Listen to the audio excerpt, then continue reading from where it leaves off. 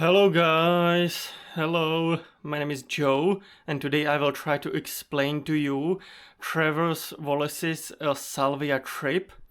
But before we do that, let's just watch a tiny little video together and then I will try to explain it, what's actually happening on a spiritual level. I'm Trevor Wallace, and this is the time I tripped balls in a fraternity basement from smoking too much salvia. This was my sophomore year in college, so I wasn't old enough to drink, and the homie who had the fake ID was out of town or something, or studying some bullshit. But this older guy, he was like a 6-year senior, he played lacrosse, his name was Ethan, because every guy that plays lacrosse is named Ethan. Ethan had like 80 milligram salvia, and we're just like kind of walking around the halls, and he's like, "You guys want to do salvia right now?" And honestly, like literally, he could have said anything. He's like, "Do you want to commit arson? Do you want to make mac and cheese?" I would have been down. I had nothing going on. I do want to say this wasn't my first time doing salvia. The first time I actually did it, I was in high school, and I did it on top of a hill, and I really liked it. It was cool. I like smoked it, and I felt like the world was spinning. Not like the drunk spins, but like a music video spin where like the edits are really cool. I felt like it was in a music video, but like probably not for a rap music video, because you know, I don't, maybe an indie rock band. Second time I did it, I laughed really hard and played with a vacuum. So I was pumped to do it. I was like, cool, let's get back to this whole music video vacuum type feel. So I remember saying yes. And then we kind of just like accrued a little group.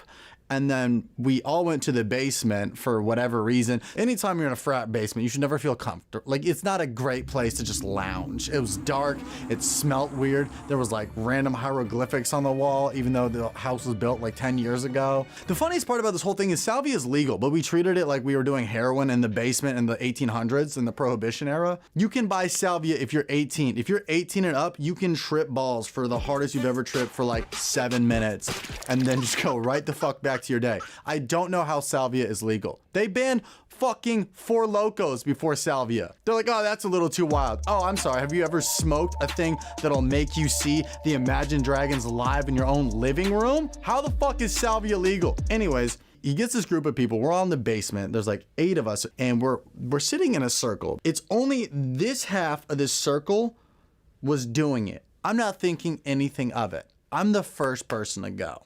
And if you've never smoked salvia, which if you have a job, you probably never have, this is how it works. You take a hit and you hold it in as long as you can, and you just let it out because you start laughing so hard, and then it's just in. Look, not to flex, but one time I went in a Tesla Model 3S and they gassed it and they fucking boom, and it's like that. Like edibles are kind of more like you're on a Vespa going up a hill in San Francisco. It's a slow rise to the top. This shit is like, bitch, I'm here. It kicks in the door. It's FBI, open up. You're tripping, right? And the last thing you want to see when you're on drugs is people staring at you. That's why the fucking circle was the worst thing you could have had. And then I got 4 people at a circle going, "Do you feel it? Do you feel it? Do you feel it?" And for whatever reason, every time you do drugs, there's always one asshole who's like, "Does this trip you out?" Yes. Your hand looks like Edward Scissorhands is trying to fuck me, bro. Get out of here. And I remember I tried to go to get up. I'm like, let me get out of here. I'm in a basement, but I feel the side of my leg, it's like zippered in. And you know when you say a really dumb reference and you think everybody's gonna get on board, you're like, yeah, man, like I just love having pickles with my Cheerios. And they're like, what? And you're like, that's not a normal thing to do. I thought I was like being relatable to everybody. I was like, hey man, can you unzip me? I can't get out. Like we're all zipped up.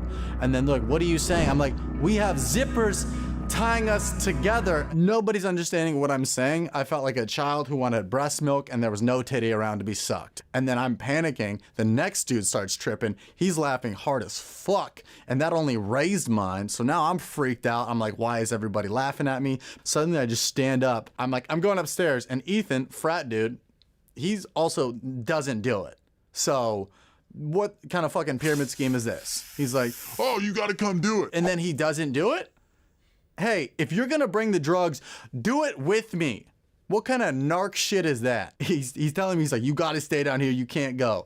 All I wanna do is get upstairs to my room and be in my fucking bunk bed in peace and harmony. Eventually I just leave the group and I go upstairs to my bedroom and I just lay in the top bunk of my bed. And then my friend's like, are you good, bro? And I was just like, yeah, bro, good. I'm good, bro. Keep in mind, this is all at 2 p.m. So from 2 to 219, I had seen a fucking lifetime. And then 220 rolls around. I'm like, you guys want to go get food or something? And I'm just naked in the hallway of my fraternity house. Now, Trevor, I believe that the zipper is a metaphor for a human body, because basically we all are souls that decided to incarnate in the 3D reality in our world.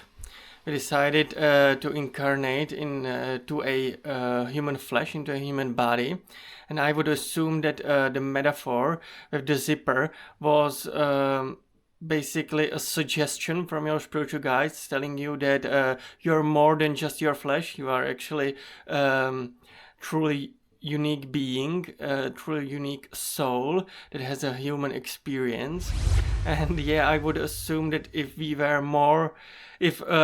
most of us were a bit more open-minded, bit more able to unzip ourselves, bit more able to reach deep within, and being able to access our soul's energy, our kundalini energy, then I would assume the world would be a much better place. And so I guess it is a very beautiful metaphor that the spiritual guides were trying to send you. Now guys, I have already written down about Trevor's trip, so if you want to check it out, it's on my blog. It is truly amazing, unique, and so much fun. So make sure to check it out. Also, make sure to smash that subscribe button. Make sure to smash that like button. Make sure to check out the video here. Make sure to check out the video there and everywhere. And guys, I will see you in the next one. Bye bye. Bye bye.